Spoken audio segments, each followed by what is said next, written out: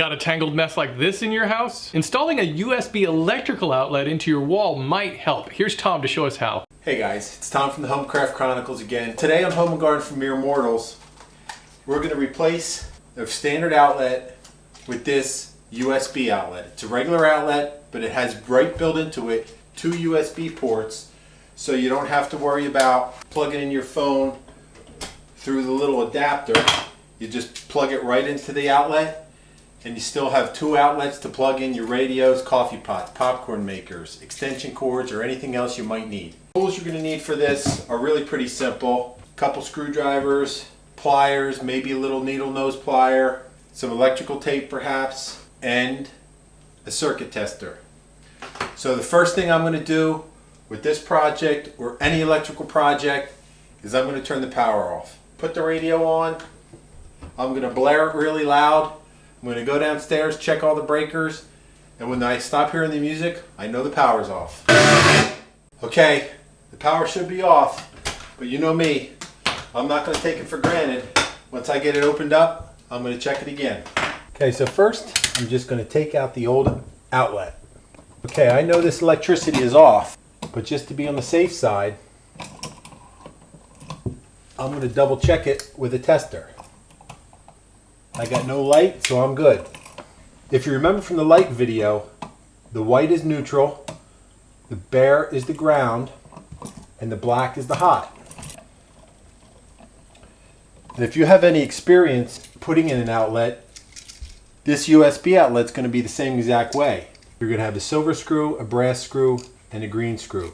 The saying goes, white on silver, black on brass, green on ground. And just in case you don't know that, it says it right on the back, white and hot. And it's going to tell you that in the instructions. Like I always say, make sure you familiarize yourself with the instructions on all your products. You want to aim the tail of the screw clockwise, so that way when you tighten the terminal, it's going to tighten on the screw. This wire twists around clockwise, and that's the way I'm going to put it on the terminal. Again, black on brass. If you have to finagle a little bit, just take your screwdriver. You can open that opening in there to get it to fit on the terminal. Pull it up tight. And tighten down the screw. And finally the ground. The only thing you want to be certain of is you have a big enough box in the wall, because as you can see, compared to the old switch, that's pretty substantial size difference.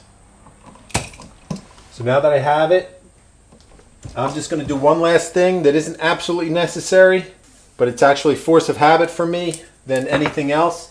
I just like to tape up the terminals. I mean, you don't have to do this if you have a plastic box.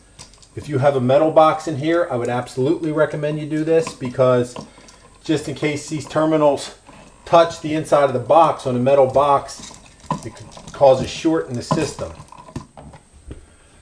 And yes, you may notice my outlet is in here upside down, and that's because whoever put the outlets in this house put them all in upside down.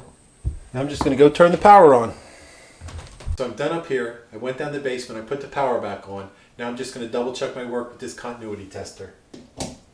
And 2 yellow lights tells me it's working just fine. And now for the moment of truth, the payoff of the project, the USB. And that's working great too, and charging my phone. You know, I'm so happy I got to show you this project. It was really easy. If there were a downside, I'd tell you it was cost. This was about 25 bucks at the Home Improvement Center. But for that money, I've freed up 2 outlets on my kitchen countertop, so I'm going to say it was well worth the investment. I put this USB outlet in, but if you want to do a regular outlet or even a switch, the same principles are going to apply.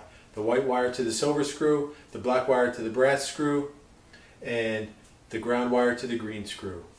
But keep in mind the most important thing, turn that power off. We want you to be safe. We want you to be able to come back, visit us again and again at Home and Garden for Mere Mortals, and take advantage of all the great projects and all the great contributors we have for you each and every week.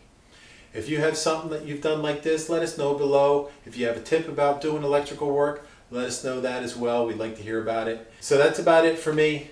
My name is Tom. Come on over and visit me at the Homecraft Chronicles. And until I see you next time right here on Home and Garden for Mere Mortals, I'll talk to you real soon. If you ever had a mishap like this, well, patching a hole in drywall is really not as complicated as it may seem, and I'm going to show you just how quick and easy it can be. I'm just going to take